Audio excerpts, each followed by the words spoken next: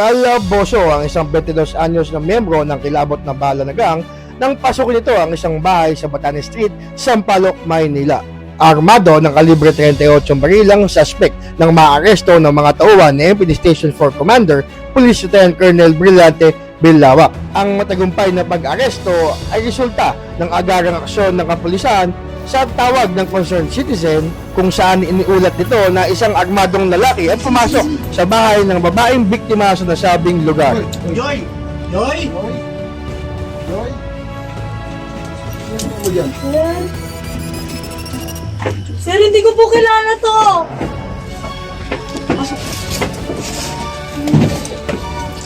Labas yan! Hindi ka dyan yan! Labas! Labas! Tap! Dito, sa pader! Mater. Sir, ano lang sir? Kap! Okay ka lang pa, Joy? Oh!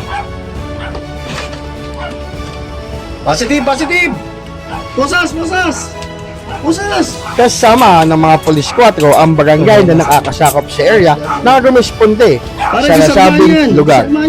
Ang mabilis na aksyon ng kapulisan ay alinsunod sa gabay ni MPD Director Police Brigadier General Tom Ibay bilang pagtalingma sa crime prevention and solution na programa ni Police Brigadier General Anthony A. Aberin, ang butihing Regional Director ng NCRPO.